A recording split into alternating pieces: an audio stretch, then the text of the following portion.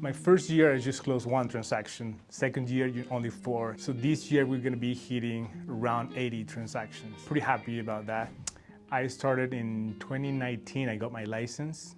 Before that, I was working in the real estate industry for just doing marketing for real estate agents. Finally, I got a full-time job and then I got my license at the same time. And I've been doing both things. When people asked me at that time if I had a full-time job, I would say I had like 2 full-time jobs because I was working all in my corporate job, but also I was all in real estate. So at nights, weekends, all this, extra time other than my corporate job, I was doing just real estate. And I did that for about, 4 years. And then it's just last year, I jumped all in real estate. And then actually it was really great. It was a little scary at the beginning, but from the point that I just decided to quit my full-time job and then go all into real estate, I just doubled my business. I think I was ready prior to the point when I make that decision, but I was a little scared to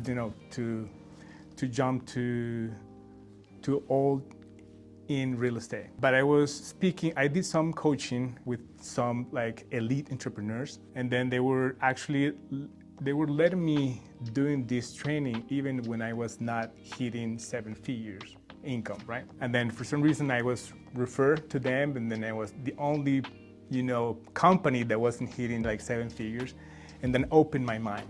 So I had some conversations with people from that circle. I told them a little bit about my situation, and they told me just, hey, don't be scared, just go ahead.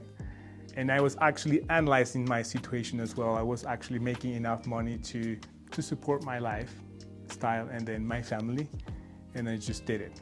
But at that point, I realized I would be able to do it before. In that part of the coaching, I did like the 3 years vision board. I was actually expecting to hit the numbers that we're hitting this year, next year. So it was just crazy. So just for the fact of planning midterm, long term, your production, and you had a better picture of what you need to do, the changes that you need to put in place in order to achieve those goals. We hit the goal of the second year in the first year. We expected it, but not that soon. That's what I would say. Executing a lot of things that I learned in my first session of coaching. So I already put in place some of the information I got on that, but I'm still working to execute the rest of the thing. And I think that would make a difference for next year. It's possible, it's powerful. So you have to believe, but you have to do it. It's risky, but if you don't do it, you won't experience that next level. We are actually very focused in clients. I think one of the main things that we do all the time is having discussions about what the feedback of the clients. So we're trying to listen very carefully what they're saying, what they're needing, and then trying to improve our level of service. I think that's the key. The other thing is that I would say it's important or make us a little bit different in the market would be our core values. So we are this is something that we also did with this coaching program, and it's very powerful because we drive our business very conscious of our core values. And then core values like we're transparent, we care about people, we go above and beyond, we're driven. So all these things, we're very attentive in every step in the process for people that's buying a property or is selling. And then I think they feel the difference, and then that's why they bring more referrals and they stay with us for repeating transactions. Well, one of the things that we learn and we identify who is really our market, right? And what is the type of client that we want to serve. And then we identify that it's the Hispanic community. A lot of them are coming from different countries to the United States. And they're not only in the process of buying a property. Actually, this is not the first thing that they experience when they arrive here. They have needs about understanding the economy, understanding the system, what it's a credit score, what it's look like opening a bank account, all this kind of stuff that are really important for them, for their life. And what we decided to do is just share content that would be useful for this type of people. And we focus all our content just to help people.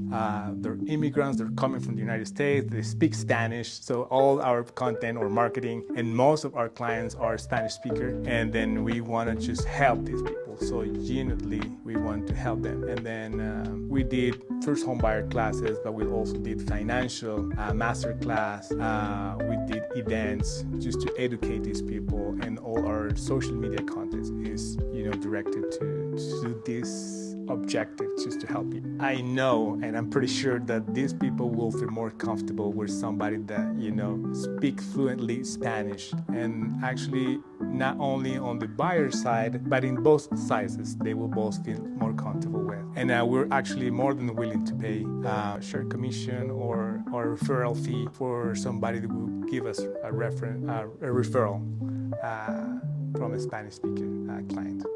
More than happy. And actually, if they want us to help them in the process, we're more than willing to help everybody as well. So to do it together. If you don't own a property, you basically, in most cases, you're pretty much losing a lot of money or a lot of opportunity to make you money. And prices, this is not the ideal market, but it's hard to tell when is the ideal market. For sellers or buyer, there's always changes. And in the last 30 years, what we really know is that prices are increasing. So this is one of the main reasons that motivates people to buy a property. So you're gonna have equity over time because this is, the nature of the market in real estate. And on the other side, I don't think it's too bad that, buying in a market right now where you still have some inventory. In most cases, you don't have to compete for your property. You still have incentive from the seller, and then you're able to negotiate for closing costs, stuff like that, right? And on the seller side, you are still able to, if you have enough equity, to sell your property in a decent time, if you're willing to market your property in a win-win situation. So I don't think it's really too bad, this market. I know it's crazy because there's so many changes.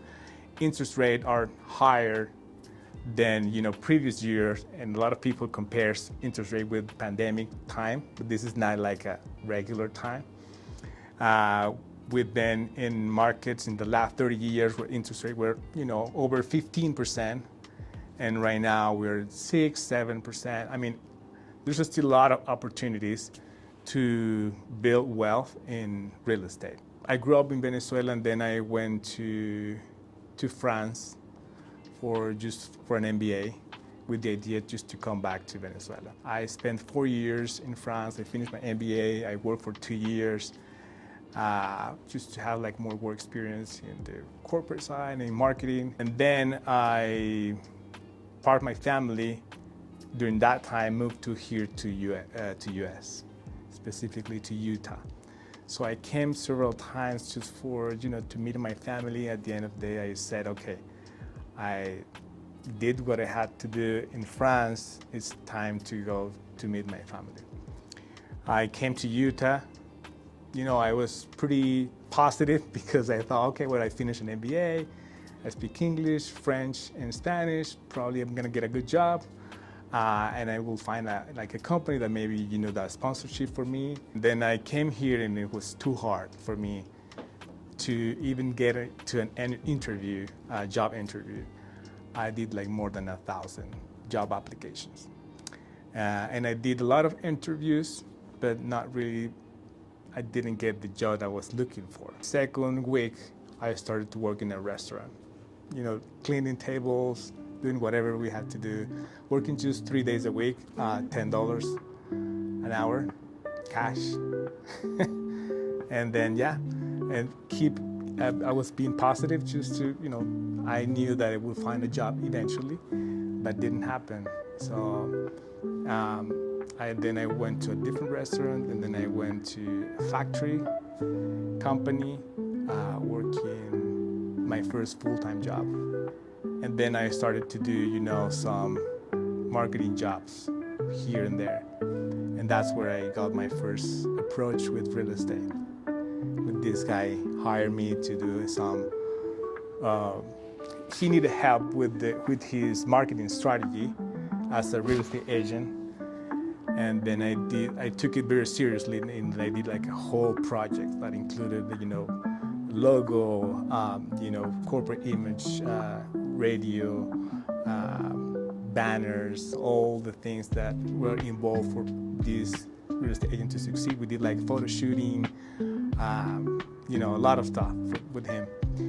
And then in that process, I reflect a lot and then analyze a lot the real estate industry, and I said, well, this is something that I would be able to do. I would like to do, actually. 1 year later, I was just working hard to get my license, and I got it. And then I closed my first transaction. I was very excited.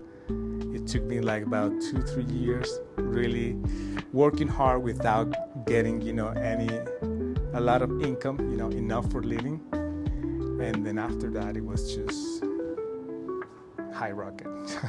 Yeah. Well, my advice is just keep dreaming big. So I encourage people that wants to come to the real estate. So I would say this is not a career for everybody, but if you like it and you love it and you feel very good, just go for it. First thing that I would say is you, in order to succeed, right, in this profession, is take it seriously. This is a very important profession, so people putting a lot of trust in your hands, right? Their life all in your hands, because this is probably the most important investment in their lives. Also, their life depends a lot of what you're doing or advising for them. Their son, their kids, family members, everything. So they have, most of the time they have to stop for renting, giving an advice of notice that they're leaving from that property just to move to this one, and if things that not going right, so they're gonna be on this, sleeping on the street, right? So this is very serious job, and then you're taking a lot of responsibility. That would be my first advice. It takes time just to see results. So probably this is something that you work a lot for the first year in order to build your business, right? So to find enough people to trust in you so you can start, living and seeing results in terms of income from this profession. It doesn't happen from one day to the other. It takes a little bit of time. So be patient, but be consistent and motivated, so one day will happen. And when happen, it will become like a snowball, because all the things, the years that you've been working it will bring results at the end. And then if you keep moving, it will just keep growing and growing and growing if you're doing it the right way. And the last thing I would say is just make sure you like it, because this is not easy. This is not an easy job. And if you don't really, really like it, your life is not going to be easy.